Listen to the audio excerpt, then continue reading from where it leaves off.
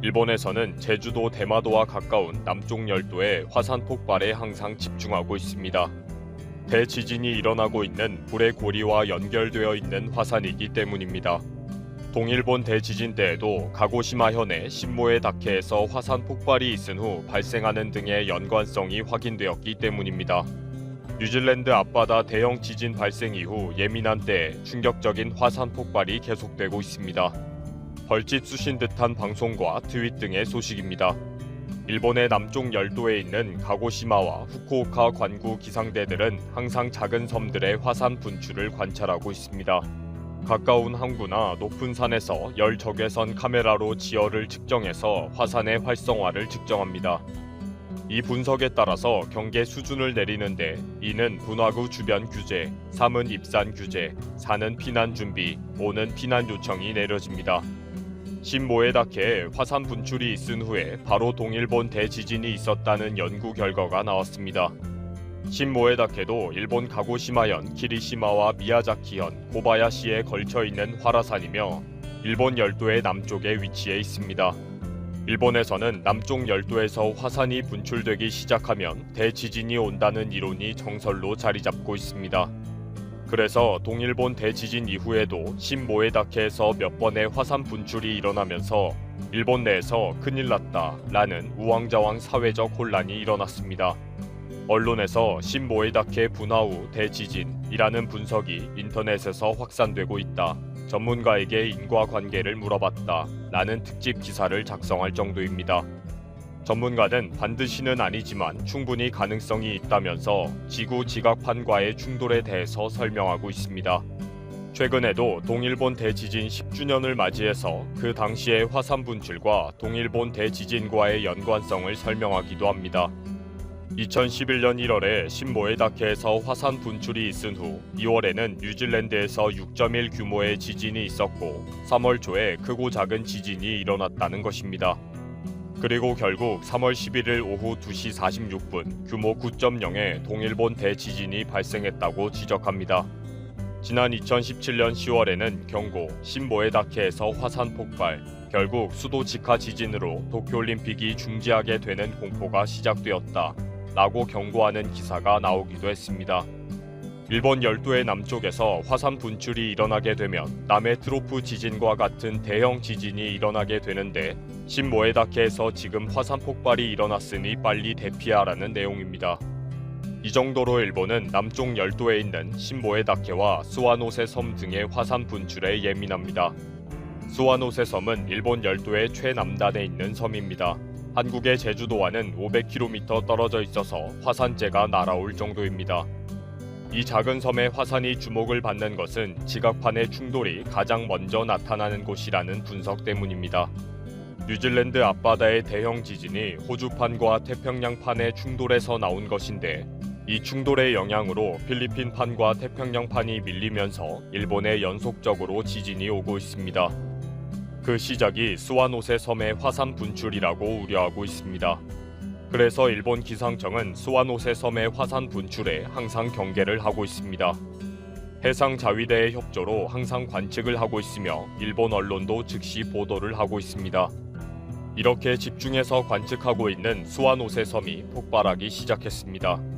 적당히 끓어오르다가 정지하는 것이 아니라 며칠 동안 엄청난 화산 폭발이 이어지고 있어서 언론과 국민들이 공포에 쌓여 있습니다. 스와노세 섬에서 화산 폭발이 시작한 것은 지난 2일부터입니다. 이때에도 언론에서 주목은 했는데 줄어들기는커녕 6일부터 대대적인 폭발이 다시 시작되었습니다. 남일본 방송은 6일 오전부터 긴급 방송을 편성하고 스와노세 섬의 화산 폭발 소식을 알렸습니다. 6일 새벽 3시 17분부터 분화구에서 남동쪽으로 약 900m까지 크고 작은 화산재들이 떨어질 정도로 폭발적 분화가 일어났습니다. 기상청에서는 레벨 2의 경계 수준을 발령하면서 반경 1km 지역에서는 작은 콘크리트와 화산재에 주의하라는 당부를 했습니다. 7일 오후 4시에는 스와노세 섬의 화산 폭발이 더 활발해지면서 7일 오후 3시까지 총 139회나 폭발했다고 합니다. 기상청은 외출을 자제하면서 화산재와 작은 돌덩어리에 주의하라고 경고합니다. 7일 밤늦게까지 스와노세 섬의 화산 분출은 계속 속보로 방송되었습니다. 화산 폭발과 지진과의 관계에 대해서는 충분히 연관성이 있다고 보고 있기 때문에 이번 화산 폭발은 예사롭지 않은 것입니다. NHK도 지진 특집 시리즈 사이트에서 화산 폭발과 지진과의 연관성을 첫 번째로 방송하면서 화산 분출이 있을 때에 미리 대비를 해야 한다고 주의를 주고 있습니다. 뉴질랜드 앞바다에서 대형 지진이 3번이나 연속되었을 때 바누아투 법칙에 의해 일본에서도 곧 대형 지진이 일어날 것이다 라는 공포가 있는 와중에 화산 폭발이 일어났습니다.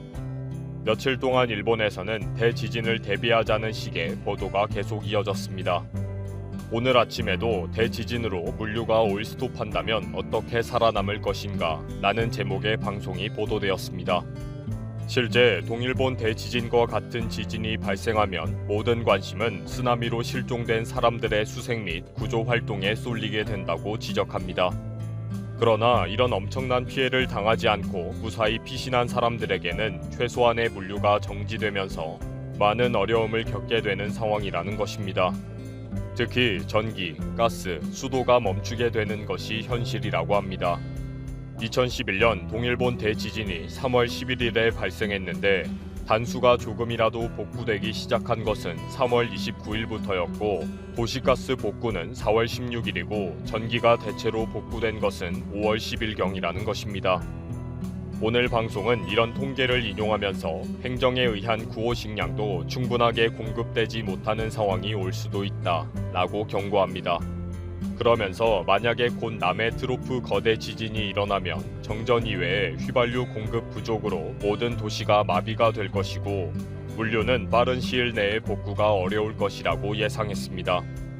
일본 정부도 이미 거대 지진이 발생하면 약 3일 동안은 3,200만 가구에 식량 공급이 제대로 되지 않을 것이라고 상정하고 있다는 것입니다. 이 방송은 이런 상황이니까 일주일 이상의 비상식량을 비축해야 한다 라고 강조합니다. 식량 이외에도 태양열 충전기 및 휴대용 가스난로, 평소 사용하는 의약품 등 미리 잘 챙겨서 준비해야 한다고 결론을 내립니다.